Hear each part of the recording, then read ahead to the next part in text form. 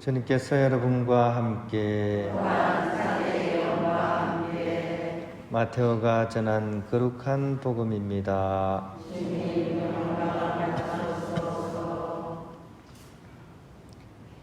그때 예수님께서 사두가이들의 말문을 막아 버리셨다는 소식을 듣고 바리사이들이 한데 모였다. 그들 가운데 율법교사 한 사람이 예수님을 시험하려고 물었다. 스승님, 율법에서 가장 큰 계명은 무엇입니까? 예수님께서 그에게 말씀하셨다.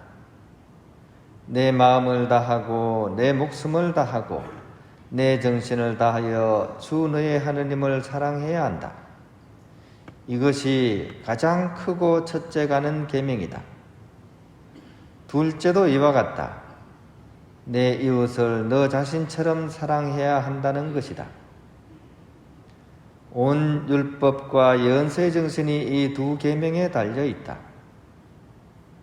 주님의 말씀입니다. 평화를 빕니다. 이제 한국도 이제 문화 강국이 되어 가지고 뭐 드라마를 만들거나 또 가수들이 세계로 막 진출하고 또 세계 사람들이 한국을 또 방문하기도 합니다. 외국 가수들이 한국을 방문하고 나서 한결같이 하는 얘기가 또 방문하고 싶다 이런 얘기를 많이 합니다. 왜냐하면 한국에 와서 공연을 하면 다른 데서는 체험할 수 없는 독특한 체험들이 있는 것 같아요.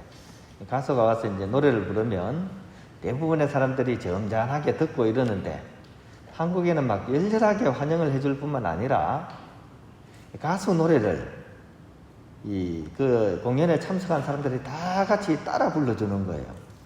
이걸 떼창이랍니다. 떼창. 때로 모여가지고 함께 노래 불러주고. 그래서 막 심지어는 처음에는 막 화를 냈던 사람도 있어요. 왜 내 부를 노래를 사람들이 부르나 이렇게 막 그랬었는데 나중에는 이제 막 사실 외국 노래 아니에요. 그죠? 외국 노래를 그 아이들이 그걸 다 외워가지고 같이 불러주니까 이게 막 너무 감격이 겨운 거예요. 그래서 막 감동을 받아가지고 한국 공연이라면 또 가고 싶다 이런 얘기를 한다 그래요. 우리도 오늘 떼창 한번 불러볼까요? 오늘 복음 묵상을 잘 하기 위해서 떼창 같이 한번 불러봤으면 좋겠어요. 최진희의 사랑의 미로 아시죠? 그죠? 우리 떼창 한번 해봅시다. 가만히 앉아서 듣지 말고 우리 같이 한번 노래를 불러보는 그런 시간 한번 가져보면 좋겠습니다. 자, 첫음을 잘 잡아야 되는데, 그죠? 그토록, 되겠습니까? 해볼까요? 시작. 그토록 다짐을 하건만 사랑은 알 수 없어요. 사랑으로 눈먼 가슴은 진실하나에 울지요. 그대 작은 가슴에 심어둔 사랑이여 상처를 주지 마오 영원히. 끝도 시작도 없이 아득한 사랑의 미로요. 야, 잘하신다 그죠? 우리 박수 한번. 야, 이게 대중가요의 힘입니다, 그죠?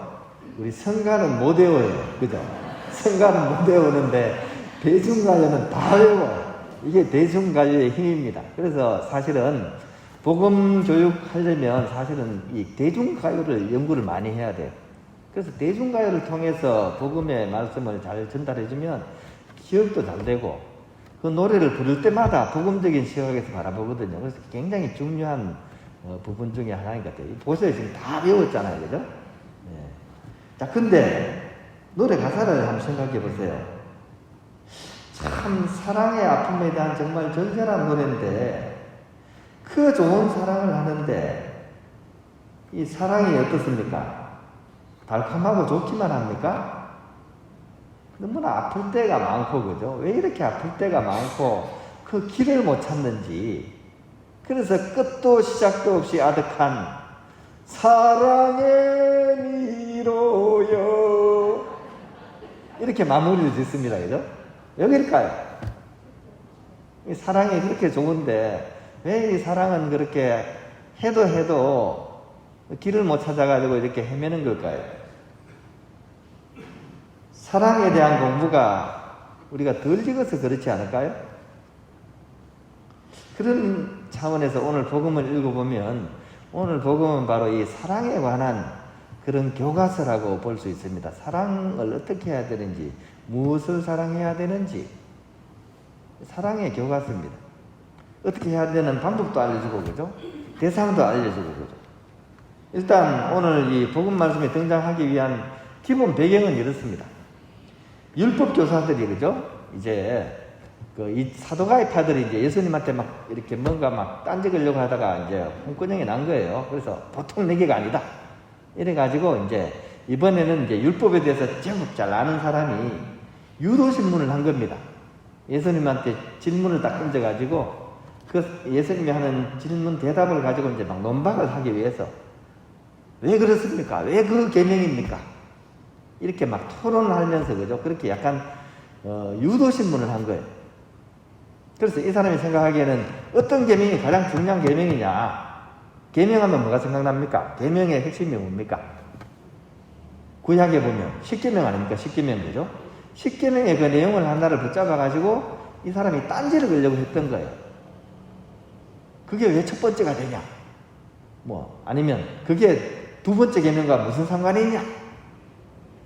이렇게 이제 막 뭔가 의도성을 가지고 질문을 한 거예요. 근데 예수님의 대답은 사실은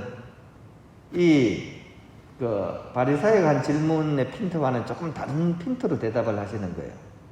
십계명 중에 뭐가 중요하냐? 이렇게 질문을 했는데, 이제 신명기와 레위기의 말씀을 갖고 와서 이 대답을 하신 거예요. 그러니까 약간 어떻게 보면 이 남의 다리 끓는 것 같죠, 그죠? 근데 전체적으로 보면 이게 우문현답입니다. 우문현답. 어리석은 질문에 완벽한 대답을 하신 거예요. 계명의 본질을 이렇게 제시를 하는 거예요. 그래서 뒤에는 아무 말을 못하는 내용이 나옵니다. 이게 아마 찔리지 않았으면 아마 이 사람 물고 늘어졌을 거예요. 왜 그게 그거냐고. 근데 자기가 맨 마지막에 하고 싶었던 그 얘기를 딱 해버리니까 말문이 딱 막혀버린 거예요. 그 내용이 바로 사랑의 이중계명이죠, 그죠? 하느님 사랑과 이웃 사랑에 대한 것. 하느님 사랑은 이제 신명기의 말씀. 내 마음을 다하고 내 뜻을 다하고 내 정성을 다하여 주 하느님을 사랑해라.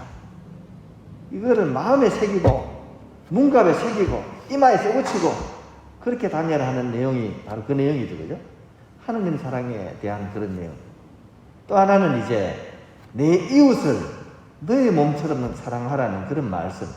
그리고 이 두 가지가 사실은 거의 같은 정도의 중요성을 지니고 있다. 이렇게 이제 마무리를 지어버린 거죠. 사실은 신명기 말씀은 이스라엘 사람이라면 다 인정을 할 수 있는 건데, 두 번째 것이 왜 첫 번째 것과 그렇게 비슷한 정도의 무게를 가지는지는 이 이스라엘 사람들이 좀 약간 의아하게 생각할 수 있는 그런 대답일 수가 있습니다. 왜 이렇게 엇박자가 이 두 가지를 또 이렇게 예수님께서는 주었을까요? 엇박자는 아니겠지만 왜 이렇게 하나를 얘기하지 않고 하나만 얘기해도 알아들을 텐데 왜 두 가지를 얘기를 해서 더 이렇게 좀 이렇게 막연하게 이렇게 하셨을까요? 그것은 이 두 가지가 상호 보완을 해야만이 비로소 온전히 설 수 있는 그런 계명이기 때문입니다. 두 번째 계명을 한번 잘 보십시오. 내 이웃을 내 몸처럼, 내 자신처럼 사랑하라. 이웃을. 정말 좋은 말씀이죠. 그죠? 내 이웃을 내 몸처럼, 그죠? 정말 좋은 말씀인데 또 한번 생각해 보세요. 이게 진짜 맞는 말씀인지. 내가 좋은 것이 그에게도 좋은 것인가? 제가 커피 좋아하거든요. 그러면 우리 수녀님 커피 막 이렇게 드리면 수녀님은 카페인에 좀 약하세요. 카페인 먹으면 이제 잠이 잘 안 오신다 그래요. 그럼에도 불구하고 내가 좋다고 이 드립 커피 있죠, 그죠? 물 탁 따라가지고 막, 그죠? 이렇게 드립 커피를 드립딱 해가지고 수녀님한테 드리면 수녀님이 어떻게 될까요? 그거 다 마시고 어떻게 해요? 잠이 안 오죠? 그냥 안 오는 게 아니라 많이 안 와요. 그래가지고 이 잠을 자기 위해서 양 한 마리, 양 두 마리 막 헤아리기 시작합니다. 새벽 3시 반쯤에 23,552마리까지 헤아리다가 그래서 눈이 말똥말똥 똥이 두 똥이 됐습니다. 어때요? 그죠? 맞죠? 내가 좋은 것이 남에게도 꼭 좋은 것인가 이거 생각해 봐야 되잖아요. 그러면 이웃 사랑 실천할 때 매번 그러면 힘들지 않겠어요? 어떻게 해야 돼요, 그러면? 그래서 첫 번째 계명이 보완을 해주는 겁니다.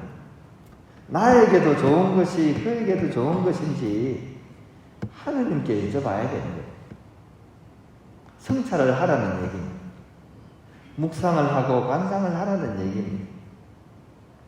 내 욕심과 나의 색안경으로서 상대를 보는 게 아니라 있는 그들의 그를 볼 수 있도록 내 마음을 내려놓고 그렇게 그 사람을 바라봐야 돼요. 그래서 내 눈과 내 마음이 맑아지고 깨끗해진 뒤에야 비로소 제대로 보이기 때문에 제대로 된 사랑을 하는 겁니다.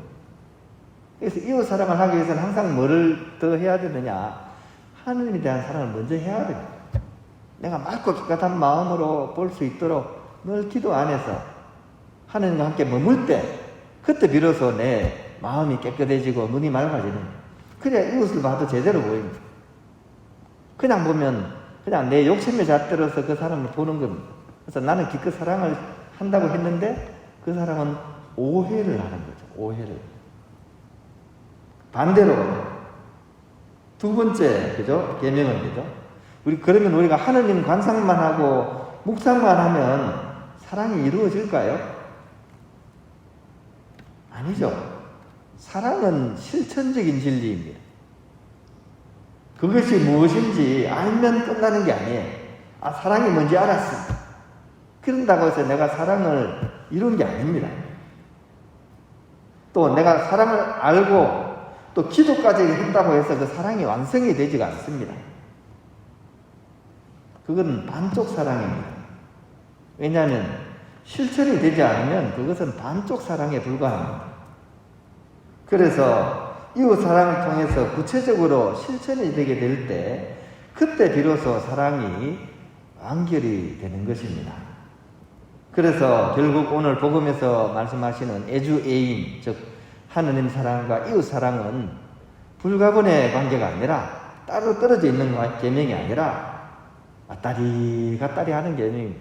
이것을 잘하기 위해서는 요거를 봐야 되고요. 요거를 잘하기 위해서는 이거를 봐야 되는 그런 관계입니다. 상호 보완의 그런 계명이라는 거예요. 이런 작업을 통해서 우리가 함께 불렀던 그런 사랑의 미로에 대한 그런 해결책을 찾아 나갈 수 있습니다. 이 세상 살면서 계속 사랑의 미로만 불러서는 안 되지 않겠습니까? 그죠? 미로를 좀 빠져나가야 되죠. 그런 의미에서 우리가 오늘 복음 말씀을 이렇게 통해서 우리 여행가가 하지만 이 사랑의 미로를 좀 해결해 나가는 그런 길들을 찾아 나가셨으면 좋겠습니다. 자, 마무리로 떼창 2절 하겠습니다. 떼창 2절. 이거는 이제 대상을 어떤 한 남자, 한 여자를 할 게 아니고 하느님으로서 생각해 보십시오. 그러면 2절 가사가 좀 더 와닿습니다. 2절 가사는 이렇게 됩니다. 흐르는 눈물은 없어도 가슴은 젖어버리고 눈물이 안 흐르는데 가슴이 젖어버린대요. 두려움에 떨리는 것은 사랑의 기쁨인가요? 사랑하는데 왜 두렵죠? 하느님을 너무 사랑하는 사람은 오히려 하느님이 두려울 정도로 떨립니다. 이걸 경외심이라 그러죠. 그죠? 그래서 두려움에 떨리는 것은 사랑의 기쁨인가요? 이게 유행가가 아니고 이제 성가가 되어버렸죠. 그죠? 그죠? 흐르는 눈물은 없어도 가슴은 젖어버리고 두려움에 떨리는 것은 사랑의 기쁨인가요? 그대의 작은 가슴에 심어준 사랑이요. 후렴은 다 하시겠네요. 그죠? 앞부분은 제가 할 테니까 후렴 부분에 떼창하면서 강론 마무리하겠습니다. 흐르는 눈물은 없어도 가슴은 젖어버리고 두려움에 떨리는 것은 두려움에 떨리는 것은 사랑의 기쁨인가요? 사랑의 기쁨인가요? 그대 작은 가슴에 심어준 사랑이요 상처를 주지 마오 영원히 끝도 시작도 없이 아득한 사랑의 이로요. 우리 독사하신다면 노래 잘하시네요. 다음에 앵콜 한번 청해 보도록 하겠습니다.